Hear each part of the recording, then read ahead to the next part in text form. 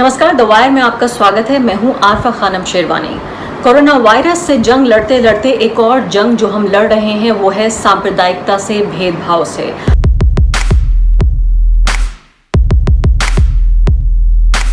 বন্ধুরা ঈদ মুবারক। আপনারা ভালো আছেন? আমি কিন্তু ভালো আছি। বন্ধুরা আজকে ঈদের দিনে একটি ভিডিও দেখে আমি খুবই মর্মাহত। মহারাষ্ট্রের সোশ্যাল মিডিয়ায় এই ভিডিওটি খুবই ভাইরাল। এক হিন্দু আইনজীবী, তার মুখে দাড়ি ছিল, ডাক্তারখানায় যাওয়ার পথে পুলিশ তাকে বেধড়ক পেটানো শুরু করলো। বেধড়ক পেটাতে পেটাতে তার নাক, মুখ, কান দিয়ে যখন প্রচুর পরিমাণে রক্ত বার হতে লাগলো তখন তাকে ছেড়ে দেওয়া হয়। ওই আইনজীবী ওই মুহূর্তে ডাক্তারখানায় গিয়ে ওষুধ লাগিয়ে কিছু ওষুধ নিয়ে বাড়িতে ফেরেন। তারপর পুলিশের বিরুদ্ধে আইনজীবী আইন মতো কাজ করেন। পুলিশের বিরুদ্ধে যখন কেস হয়, ওই পুলিশ কর্মীগুলো ওই আইনজীবীর বাড়িতে গিয়ে হাজির হন। ওই পুলিশ কর্মী ওই আইনজীবীকে কেসটা তোলার জন্য অনুরোধ করে। তখন আইনজীবী বলে, ভাই আমাকে পিটানো হলো কেন? আমি তো কোনো আইন বিরোধী কাজ করিনি। পুলিশ তখন আইনজীবীকে বলে, ভাবছিলাম আপনার দাড়ি আছে, আপনি মুসলিম, আমরা যদি জানতাম আপনি হিন্দু তাহলে আপনাকে আঘাত করা হতো না। ওই আইনজীবী মুখের উপর জবাব দিলেন, মুসলিমরা কি তারা মানুষ না? হিন্দুকে মারা হবে না, মুসলিমকে মারা হবে? এই তো আমাদের দেশের পরিস্থিতি।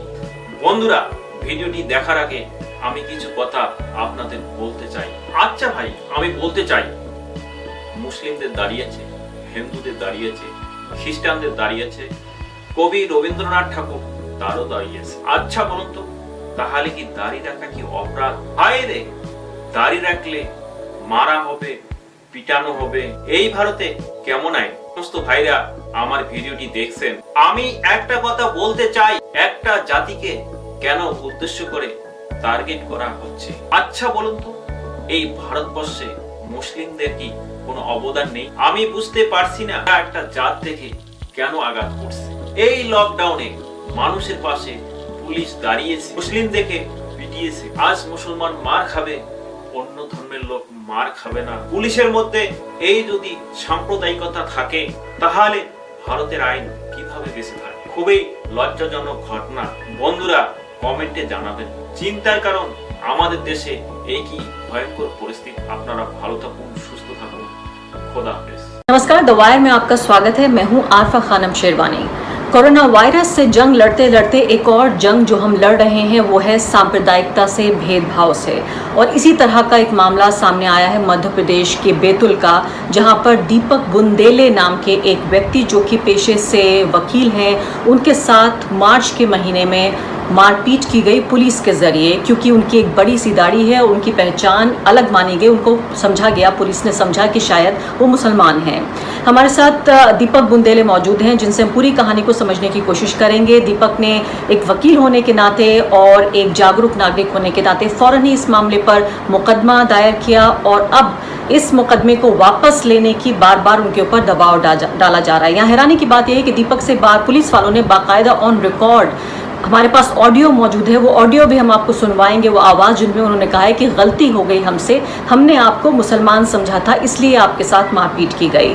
मैं दीपक से सबसे पहले यही जानने की कोशिश करूंगी कि क्यों दीपक ने ये समझते हुए कि उनकी गलत पहचान की वजह से उनके ऊपर हमला किया गया, क्यों नहीं वो इस बोझ को उतार देते और क्यों वो अब इसको आगे ले जाना चाहते हैं, क्यों इस मुकदमे को कह रहे हैं सुप्रीम कोर्ट तक ले जाना चाहते हैं। दीपक, आपका बहुत बहुत स्वागत है। सबसे पहले मैं आपसे ये जानना चाहती हूँ कि पूरा मामला क्या था 23 मार्च का और अब इस मामले पर क्या हो रहा है? जी अरफा जी, मतलब 22 मार्च को जनता कर्फ्यू था। 23 मार्च को ब्लैंक था, कुछ नहीं था, 144 लगी हुई थी शायद बैतूल में।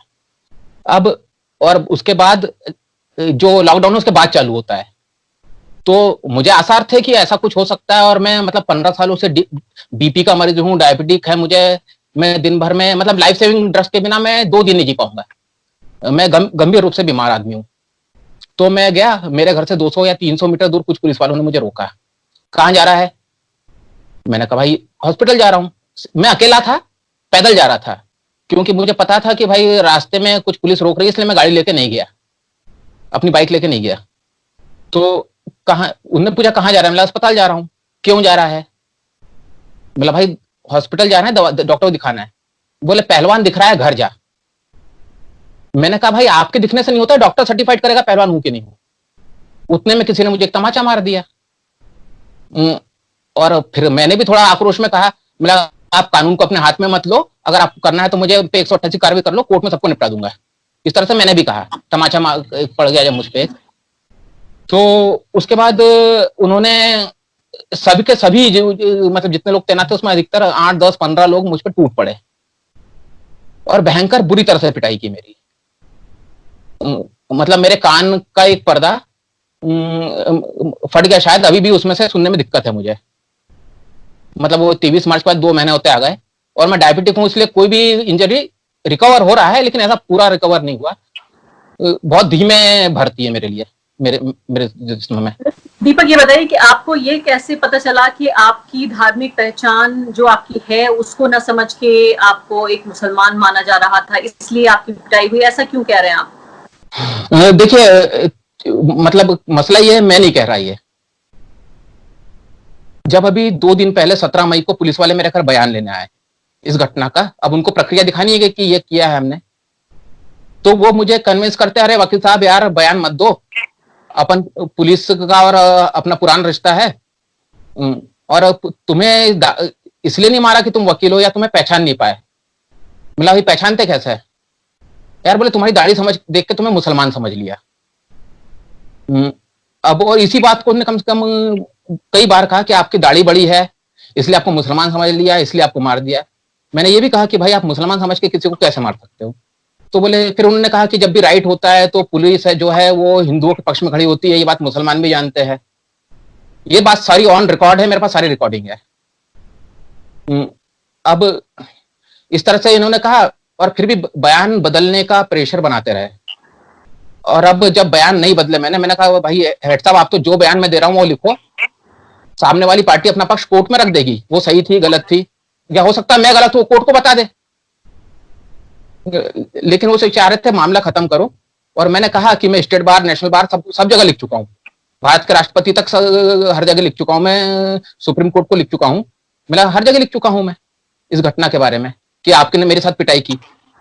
तो इस वार्तालाप के दौरान वो कहते हैं कि आप मुसलमान दिख रहे थे इसलिए आपको मार दिया, अगर उनको पता होता आप हिंदू हो, आप तो हमारे भाई हो, आपको नहीं मारते। ठीक है दीपक, वो जो जिस ऑडियो एविडेंस का आप जिक्र कर रहे हैं, मैं चाहती हूँ कि हमारे दर्शक अभी उस ऑडियो एविडेंस को सुने और फिर वापस आके फिर हम आपसे सवाल जवाब करेंगे। क्या है कि वो दूसरी वो समझ के आपके साथ घटना हो गई है, बात ये है और कुछ नहीं। अरे यार लेकिन हेड साहब मतलब पटेल जी, मेरी आप मानो, मेरी आपकी समाज की मेरे कम से कम 50 मित्र हैं और मैं उनके साथ के बैठ खाना खाता हूँ वो सब। और बड़ा क्या है कि मैं नहीं कह रहा, हम कह रहे हैं, मैं नहीं बोलता, हम कह रहे हैं कुछ नहीं, मेरे साथ कोई घटना वो जो भी कोई जाने घटना कुछ नहीं हुई, मारपीट नहीं हुई, जो सब का काम नहीं। और जो भी हुआ लिख दिया अपन ने। अरे यार देखिए, अब आप भी पुलिस है, मैं भी वकालत कर रहा हूँ इतने सालों से, मुझे पता है कि अब ऐसा अब झूठा बयान क्यों दूं जब मैं इतना कर रहा हूँ। तो मतलब उनको थोड़ा मतलब मेरा आपसे कोई व्यक्तिगत द्वेष नहीं है, आपसे कोई व्यक्तिगत द्वेष नहीं है। वो आपका सही कहना है, वो आपका सही कहना है। हम भी उस दुख से आपके दुख से मैं भी दुखी हुआ, मुझे भी पता लगा। मगर बात ये है कि अपन ने लिख के भेज दिया, मगर वो फिर ये नहीं कहेंगे तो बोला क्यों लिखा, हो गया। हमको किसी की बहन नहीं है।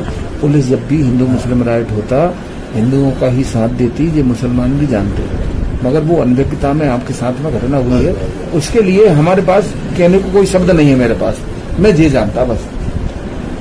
और जो भी आप नहीं, उस दिन ना हिंदू मुस्लिम राइट थे ना कुछ था, कुछ नहीं था उस दिन, नहीं है। वहां पे उनने 4-5 आपके पहले 3-4 ऐसी घटना हो चुकी थी जिससे पूरा वो परेशान थे, वो समझ गए जी गड़बड़ हो गया।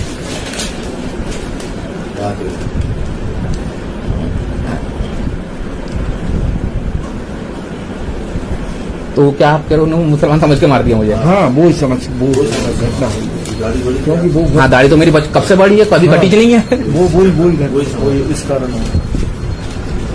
गलतफहमी यही हो गई। वो गलत है, उसमें कोई घटना कुछ होते ना। वो कट्टर हिंदू आदमी। दीपक, ये बताइए कि जब आपको ये पता चल गया कि ये हमला आपके ऊपर नहीं था बल्कि ये एक तरह से एक मिस्टेकन आइडेंटिटी का या एक तरह से भूल हो गई पहचान में, तो फिर इस मामले को आप क्यों आगे लेके जाना चाहते हैं? जब ये आप पर हमला नहीं है, मुसलमान मान के किया, आप मुसलमान नहीं है, तो क्यों आपको लगता है कि इसको आगे बढ़ाना चाहिए बात को? मैडम, ये बहुत दुखी करने वाला सवाल है। ये हमला मेरे देश पे है, मुझ पे नहीं है। ये एक साझा कल्चर पे हमला है। जो हिंदू और मुसलमान का कल्चर है, ये उस पे हमला है दाढ़ी देख के। तो और मैं इसके लिए मैंने सुप्रीम कोर्ट के वकीलों के संपर्क में हूं। अब इसको बिल्कुल बात ऊपर तक जानी चाहिए, क्योंकि चलो मैं माफ कर देता, उन्हें एक दीपक को मार दिया, एक तमाचा मार दिया, 323 का अपराध है, चलो ठीक है। लेकिन अब जब आपने मेरी दाढ़ी देख के बनाया है, तो आपने इस देश के कल्चर पे हमला किया है। मतलब दाढ़ी रखना अपराध हो गया है। मैंने बात की है विवेक तनखा साहब से, मैंने बात हुई मेरी सुप्रीम कोर्ट में एहतशाम हाशमी साहब से बात हुई है, हम सबसे बात हुई है। हम इस मुद्दे को सर्वोच्च न्यायालय तक लेके जाएंगे। और जो पुलिस का सांप्रदायिकरण जो हो रहा है, ये बहुत खतरनाक है। मुसलमानों के लिए नहीं, ये हिंदुओं के लिए खतरनाक है, सबके लिए, देश के लिए खतरनाक है ये। दीपक, आप ये बहुत गहरी बात कह रहे हैं। मैंने तो पिछले कई साल इस तरह की बात नहीं सुनी है कि जहां पर कोई आपके ऊपर हमला नहीं भी हो रहा है तो आप ये कह रहे हैं कि हमारे कंपोजिट कल्चर, हमारी सभ्यता, हमारी संस्कृति पर हमला है, दूसरों पे हमला है, तब भी आप अपने ऊपर मान रहे हैं। क्या ये वजह है कि आपने भारत का संविधान पढ़ा, आप एक वकील हैं और आप जानते हैं कि ये हमला सिर्फ एक व्यक्ति या एक धर्म के मानने वाले एक समुदाय के लोगों पर नहीं रुकेगा? बिल्कुल मैडम, ये नहीं रुकेगा। वो असल में एक है ना, शायद एक पोएम में बड़ी अच्छी, आग लगाने वालों दूसरों के घर मत जलाओ। वो बड़ा अच्छी लाइन है कि आग किसी का घर नहीं देखती, वो आग लगेगी तो दूर तक जाएगी, फिर उसे धर्म जात मजहब समझ में नहीं आएगा, वो किसी को भी जला सकती है। और जब भारत का संविधान तो पढ़ा है, और मुझे लगता है कि जो बचपन में तालीम मिलती है वो बड़ी जिंदगी में अहम होती है। हमारे एक सर थे, वो मुझे मार मार के उन्होंने भारत के संविधान की मौलिक अधिकार और मौलिक कर्तव्य याद कराए थे 7वीं क्लास में। तो वो दिमाग में मेरे वहां से बैठा हुआ है। लेकिन मैं देखता हूँ आजकल के बच्चों को क्या दिखा रहा है, मतलब मीडिया क्या दिखा रहा है, स्कूल में क्या बच्चे को कोई टीचर इसलिए मार रहा है कि उसको संविधान के मौलिक अधिकार और मौलिक कर्तव्य नहीं पता है। बताइए कि पुलिस का जो कम्युनलाइजेशन है, जो सांप्रदायिकरण हुआ है, ये इसे आप किस तरह से देखते हैं? क्या मध्य प्रदेश में, आपके राज्य में भी आपने इसको पनपते हुए देखा है? आपके पेशे में भी, मेरे पेशे में भी पत्रकार भी सांप्रदायिक हो रहे हैं, वकील भी सांप्रदायिक हो रहे हैं। ऐसे में क्या पुलिस को हम अलग तरीके से देख सकते हैं? नहीं मैडम, पुलिस को क्या, समाज को देखने की जरूरत है। अब ये पूरे समाज का हिस्सा है पुलिस कहीं अलग से आई वाली चीज नहीं है। वकील कहीं से अलग से नहीं आए। आपके जमात के पत्रकार, मेरी जमात के वकील, हम इसी समाज का हिस्सा है। हमें इस समाज को बचाना है तो सब बच जाएगा अपने आप। सिर्फ पत्रकार और पुलिस नहीं, मतलब ये समाज इस तरह हो रहा है, और ये सब समाज के प्रतिनिधित्व करते हैं कि वकील कैसा है, पुलिस वाला कैसा है, स्कूल का टीचर कैसा है, आपके कॉलोनी में जो फल बेचने आ रहा है वो कैसा है। ये मतलब इन सबसे पता चलता है कि हमारा समाज कहाँ जा रहा है, किस गर्त में जा रहा है। तो अभी बताइए कि आपके ऊपर दबाव किस तरह का हो रहा है कि आप इस मामले को वापस ले लीजिए? कौन ये दबाव डाल रहा है, हमें इस बारे में भी बताइए। जिस दिन बयान लेने पुलिसकर्मी मेरे घर आए,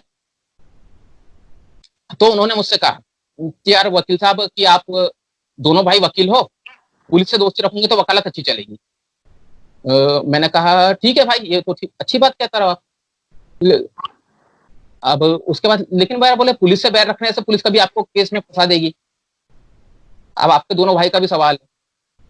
तो अब मैं समझ गया कि इनकी, जो अभी गांधी की बात कर रहे थे, उन्होंने गांधी का भी जिक्र किया है। आप सुनोगी तो पता चलेगा कि हम वो कहते हैं हम गांधी के बच्चे हैं। तो मैं समझ गया इनका रंग बदल रहा है। तो मैंने कहा नहीं, आप बयान नोट करिए, बाकी तो आप देख लेंगे, हम केस में फंसाएंगे या नहीं फंसाएंगे हम तब देख लेंगे। तो इस तरह से कोई राजनीतिक दबाव अभी तक तो नहीं, लेकिन बिल्कुल होगा। पुलिस के ऊपर कोई राजनीतिक दबाव है जिसकी वजह से वो आपके ऊपर दबाव डालने की कोशिश कर रहे हैं? नहीं, इस पे मैं कोई टीका टिप्पणी नहीं कर सकता, क्योंकि मुझे पता नहीं है ये बात। आखिरी सवाल आपसे दीपक, मुझे बताइए कि जिस समाज में हम रह रहे हैं उसके इर्द गिर्द, जैसे हमने खुद माना कि वकील, पत्रकार, पुलिस, सबका सांप्रदायिकरण हो रहा है, ऐसे में आपके जैसा एक वकील क्या कर सकता है? कितनी सांप्रदायिकता से आप लड़ लेंगे? आप एक ही तो व्यक्ति हैं। नहीं मैडम, एक नहीं हूँ, बहुत सारे हैं। मतलब बहुत सारे हैं और सब जगह है। मतलब ये जो इस देश को बचाने वाले लोग हर जगह है। ये कुछ लोग हैं जो मीडिया में बहुत आ जाते हैं, बाकी लोग दिखते नहीं है। आप तो रिपोर्टिंग करती है, आप तमाम देख रही हो, जो अभी यहाँ से पूरा माइग्रेशन हो रहा है मजदूरों का, या लोग भूख से प्यास से, वो जात धर्म देख के थोड़ी रोटी खिला रहे हैं एक दूसरे को। वो हिंदू मुसलमान सब एक साथ खड़े हैं। तो ये देश का कल्चर सुरक्षित है। कुछ एक है ग्रहण लगता है समय समय पे, वो ग्रहण छड़ जाएगा इंशाल्लाह। आखिरी बात आपसे कि ये दाढ़ी रखने का फैसला आपने क्यों किया, लंबी सी दाढ़ी? नहीं ये मतलब उगते उगते उग गई। और मैं असल में, मेरे बाल भी लंबे, आप देखेंगे तो बाल भी बहुत बड़े मेरे। मैं टाइम किलिंग मानता हूँ दाढ़ी और बाल कटवाना। मतलब कोई शौक नहीं, मैं तो क्यों वक्त बर्बाद करूं। भले मैं बाकी दूसरे वक्त में कुछ नहीं करूं, लेकिन मुझे रखता ही नहीं हूं मैं। लेकिन ऐसा नहीं लगता कि अब इससे खतरा हो गया है? पुलिस ने अभी मारा, फिर बाकी लोग, कहीं आप शिकार बन सकते हैं, पीड़ित बन सकते हैं, तो ऐसा नहीं सोच रहे हैं आप क्या? नहीं, ये तो है, ये तो है। और खतरा उस पर ही नहीं है, मतलब खतरा हर जगह है। खतरा तो आप उर्दू पढ़ते हो उसको भी है। मतलब मैं भोपाल में रहा कई साल, तो मैं जब उर्दू पढ़ रहा था वहां, तो लोगों ने मुझसे ये पूछा, अच्छा उर्दू क्यों पढ़ रहे हो, मुसलमान हो? मतलब सर्टिफिकेट तो आप पढ़ने से भी सर्टिफिकेट मिल सकता है आपको। और मतलब, और ये सर्टिफिकेट जो लोग देते हैं जिनके पास कोई सर्टिफिकेट नहीं हो, जिनके पास कोई डिग्री नहीं, वो दूसरों को डिग्री देते फिर रहे।